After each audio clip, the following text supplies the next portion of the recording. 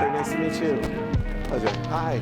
Hi, Emily. Hi. Nice to meet you. Nice, I'm David. Thank you for coming, Molly. Thanks for having me, Molly. You're a great speaker, really. Oh, no, I'm going to have fun. Look forward to anything in particular. I know there's some sponsorship stuff, sales stuff. I'm going to hit on it organically. I think your message is perfect. Okay, it's great. You know my message. All right. Thank you, Tim. Great to see you. When I graduated law school, I had 2 job offers. The first was to be a litigator for Shell, oil and gas litigator, and it paid a lot of money. And for sure, I knew that I'd be able to buy my mom a house and a car. It wouldn't be very long. And I now had a third goal to pay off my law loans. The other job offer I had was interesting, though. I got offered a job to sell legal research online. There's a company called West Publishing, which had a monopoly in selling legal materials, cases, codes, statutes, secondary material, and they were just converting it to the internet. They had CD-ROM and online. And so, of course, I went to my trusted advisor, my mom, and I said, Mom, I don't know what to do. I really want to be able to someday buy you a house and a car and have this huge law debt. What should I do? Without blinking, she said, you should be a real lawyer. This internet thing, it's a fad. Now, the second lesson for today, which is probably even more important than being more interested than interesting, is that just because somebody loves you doesn't mean they give you good advice. And that was a very valuable lesson, even more valuable now because I'm a parent. And here I was asking a second grade teacher about the internet and the economics of the internet and my future of my career. And she was only concerned about my safety and security. And so she told me to be a real lawyer. People ask me all the time, I ran the most notable sports agency in the world and have one of the most notable sports marketing companies in the world and do TV and all this bullshit that you saw behind me. And people ask me all the time, I want to work in sports. And I always say, well, sports isn't a job, right? I want to work in sports. You need skills. And let me help you and tell me what you're passionate about. And let's develop some skills that actually can carry over to whatever industry you'd like to work in. As you found out, I'd find a great accountant to work in the sports world. It doesn't matter.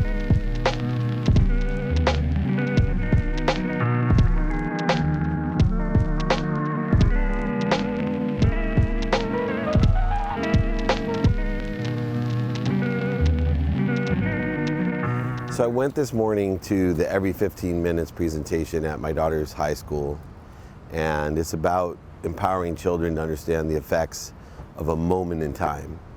Because every 15 minutes, somebody dies from an alcohol-related accident.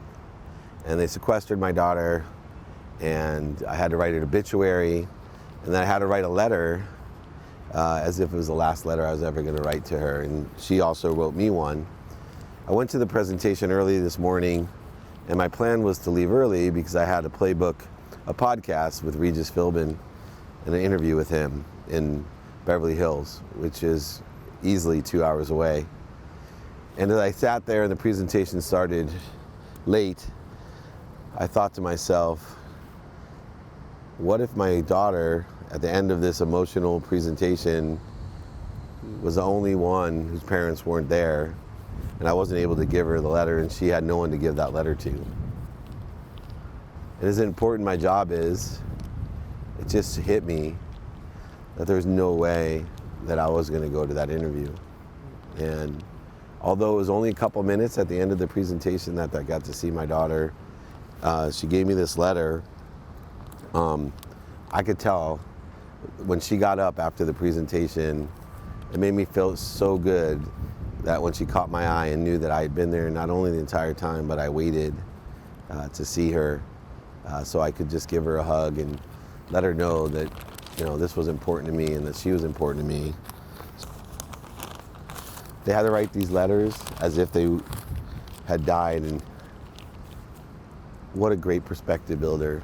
Hopefully this letter means as much to her as it did to me, and I'm just so proud of her perspective and understanding. And I think if we all would take the time to see as if this was our last day. To me, I wake up every morning and pray to God that I have 10 people that I can help. But I also believe each day is like God gave me a bank card, and I don't know if tomorrow that bank card is going to have any money on it. But for today, it's loaded, and it has everything on it that I need, and it's my job to access as much of that bank account as possible. I just want to say I love you, Mia, and thank you for reminding me what's so important and most important in my life, which is you and the rest of our family.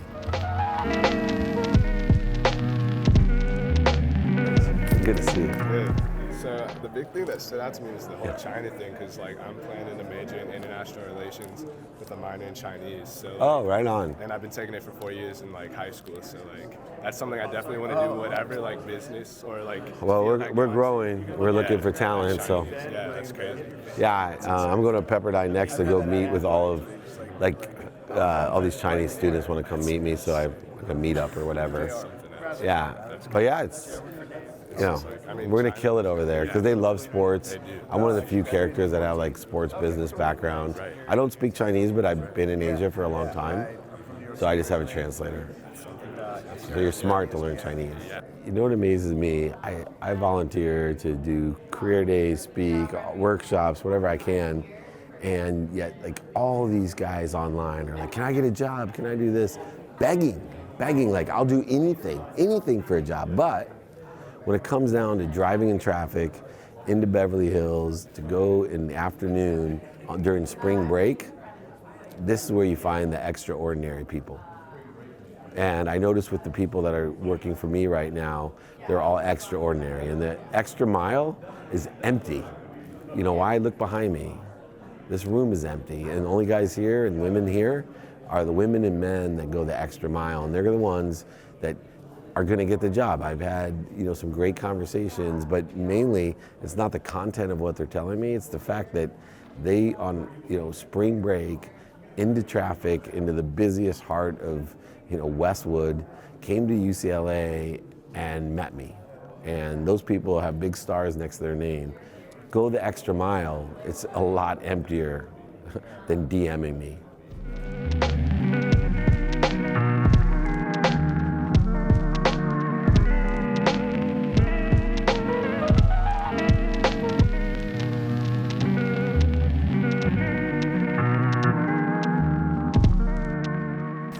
Yes. You mentioned that the knowledge, the skill, and the design are the most important things for success, right? So I would consider those things as the foundation and preparation before you win the heart of the internet company, right? So I was just wondering, so what process, like the actual process you take to PR yourself to those companies? Good. So logistically, pragmatically, what do you do to PR yourself to a company when you feel you have the skills, knowledge, and desire? So number one, be more interested than interesting. I look at things a little bit differently. I wake up every morning and say to myself, God, can you give me 10 people that I can help? Right? I want to provide value. In fact, who here has $20? Let me teach you something of how I apply for jobs. Anyone here at $20? Come here. What's your name? Barry, come up here with your 20. Can I trade you $100 for 20? Seriously. Thank you. Go ahead. Yeah, you're good. Thank you. Ray, this is for you. Thank you. You're welcome. Okay. That's how you get a job. I know it sounds silly, but that's the pragmatic side of life. What happens is, why we don't ask for help, why we don't get jobs, is that I look at things, well, God put 10 people in front of me that can be of service. Can I help people? And what I started realizing when I changed my life was, what if before I asked for anything, I did the work? Right? I'm not smarter than you, I promise you. I'm definitely not better looking than you. I am not, any way more talented than you. But the one thing that I know I can do is that I can outwork everyone. I wake up at 4 in the morning and I don't go to sleep. What does that mean? Yes, I sleep, but I pass out. So they don't let me drive a car home because they're afraid that I've run out of energy, and I will just, I have fallen asleep talking to people, eating, but I run till I run out of energy. What I do every day is what I just did with Barry. I think to myself before I ask for a job, ask for a new client, donate money to charity, I say to myself, am I carrying the energy, perspective, as if everything I do to make sure that I'm giving $100 worth of value for 20. So when I put my resume in, or I ask someone for a job, or pragmatically, what do? I have done all the work. I ask myself, can I see any reason they wouldn't want to hire me? Just the same way that I was very confident that no matter who came up here, that they would accept my $100. Why? Because I was only asking for 20 back. That's what Ray did to me. He gave me $100 of value, and all he was asking for was $20 back. What human being would say no? But instead, we try, excuse my language, to bullshit our way into jobs. I'm going to send 1,000 resumes that look the same as everybody else. I'm too tired to look at 1,000 resumes. I want something of value. I want someone to sell me value. And so very simply, spend your time of what value. Do the research. See what charities they're involved with. See what new projects they're involved with. See where your skills and knowledge relate to what the business is, and come in and say, hey, I see that you bought a media company. This is another Ray. I bought a media company. I do a lot of videos. I'm starting to do them in China to help inspire people. And he said to me, I would like to do videos for China. I said, well, you have any experience in editing or shooting? No, but I will stay late. I will stay late. I want to learn. Can you teach me? Who would say no? And so we taught. Justin is right there. He's the head of my media company. He came to me and said, Ray wants to do videos for China. I said, well, does he know anything about it? He said, no. I said, well, teach him. Are you willing to do that? He said, yeah, of course, I love Ray. He starts putting videos. Every single business student in China now follows me. He didn't know anything about it. This is the difference between ordinary and extraordinary people. So please, be strategic, be more interested, ask for help. All of these things, it's very easy to be different. It's just a perspective. Same thing to ask the person For help. about. Yeah. But what I think is I'm too young or too afraid to ask. But No, you're getting in your own way. Yeah. Never too young, never too afraid. Here's how I say to people. If I asked you for help for something that you could do for me, of course. of course. So why is it any different from someone that even has more experience, more capability? Why would I feel any different? Maybe Does it make you respectful? No. Don't be shy. Don't be shy. Yes. You're giving me an opportunity to feel good. Right? Don't you feel good when you help someone? Yes. So Yes, I take it as a compliment when people ask me for help. You're giving me an opportunity to help them and make me feel good.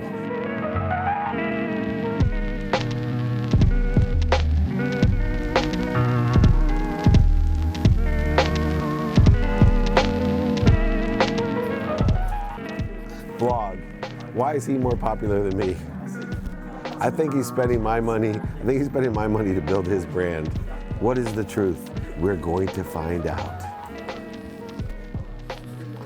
Follow Ray Wang, R-U-I Wang. Follow Ray Wang. Be one of the 1 million followers or be one of the 500 followers. Thank you. We will. Thank you, guys. Thank you, Ray. We will. Thank you. Talk about the China brand real quick. Ray's brand or mine? Yours. Hey, so we're leaving Mentor X, and our China brand is growing. Extraordinary opportunity, not only for our business, but for them. They have such an energy and passion for understanding how to integrate within our system and also leverage what we do back over in China. So this was the first step, and I think, as you'll see in the next 12 months, it's going to be an extraordinary opportunity for everyone to make more money, help more people, and have more fun. Watch out. Thank you, guys.